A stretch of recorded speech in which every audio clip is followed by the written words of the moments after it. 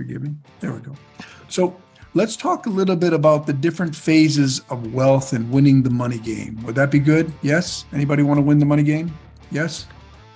I know, first of all, I know that the people that are on this call, that watch this call, are all at different levels at winning the money game. Some just listen to Steve's story about, and now has $10,000 a month coming in going, oh my gosh, how would I ever achieve that? And other people are listening to that, will listen to that same story and go, you know what, that's not enough for me to live on, man. I need to quadruple that, right? So and we totally get that. Everybody's at a different level. So regardless of what level you're at, there's going to be some principles that you can walk away from these lessons with. I know each and every time that I review this, I walk through this, it touches me in a different way. And it's a good reminder for the things that I need to keep doing, okay? So let's talk about the different acts. Like we're going to talk about act number one, right? Act number one is it's all about you, right? Earn. We're all either there or we've been there, right? Where we are the magic, we are the ones. Our focus during act one is active income, right? So it's all what we produce. And our goal during this phase is to maximize personal earnings. This is our focus, right? Our focus is active income, and we're going to achieve that through maximizing our personal earnings, doing everything we can, whether that's a W-2 and a side hustle, whether that's a business and we're working the front counter in some instances, everything that we possibly can do to maximize our personal earnings. Meanwhile, we all understand, we've talked about this before, I'm not going to go too deep into depth, but tax savings is an income stream. I'm going to say that again. Tax savings, reduced taxes, tax strategies is an income stream.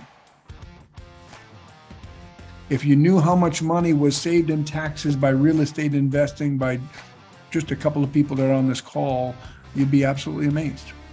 There's something called bonus depreciation. That's a beautiful thing, taking advantage of that, reducing your taxes and making sure, and part of that is paying yourself, if you're a business owner, that's paying yourself tax efficiently, right?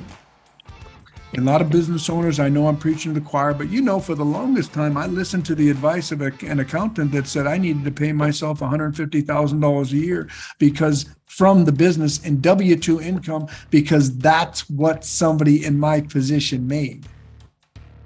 And it's not bad advice, but it's real middle-class advice. Everybody following me so far on this? I'm not going to go too deep into taxes, but just know that if you get the inclination, and there's a couple of you that are even on this call that have come to me and said, hey, I feel like I might have outgrown my CPA. Let me just tell you something. If you feel like you've outgrown your CPA, you've outgrown your CPA. If you start feeling like you are the biggest fish in his little pond, it's time to go find another pond. Because you will outgrow your advisors as you grow your wealth. And I didn't mean to go down that rabbit hole. That wasn't even my notes, but reduced taxes is an income stream. And then control your personal expenses. We call that living within our values, right? Living within our values. I could, when you get to the level that you can afford anything that you want, living within your values is very important. And everybody, if you're not there, I claim it for each and every person that's on this call. You will be there, and living within your values is another income stream. So the goal of all that, maximizing personal earnings, plus reducing my taxes, plus controlling my expenses, equals surplus to invest. That's the goal of Act 1. Surplus to invest. If that's where you're at, if you're still in Act 1, that's your goal. Is to do everything within your power. If your W-2 is not enough, or if your business is not creating enough for that surplus, you got to work on your taxes, you got to work on your personal expenses, you got to work on your income from that business, you got to develop a side hustle. You've got to, if you're going to create, if you're going to win the money game, you're going to get to the next level. Remember Deca and Hecto? If you're going to hit the Deca and Hecto level, you've got to create surplus, whatever it takes. And you've got to sit down and put together a vision. We call it an ideal scene. What's my ideal scene, right? And then we just reverse engineer it. My ideal scene is I've got $50,000 a month coming in. And I'm doing it through these investments. And, you go bullet point by bullet point by bullet point, and then you reverse engineer what is it going to take to get there. And then you start setting some goals. And we have something we call a quarterly action plan. We put 3 big rocks at the top of the sheet, and those are the 3 big things. And if you're adventurous and an overachiever, maybe it's 4, maybe it's 5.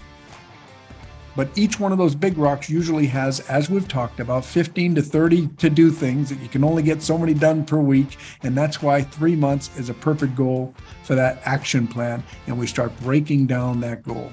What is winning the money game? See, if you don't know what winning the money game looks like to you, that's always step 1. We'll talk more about that in a little bit.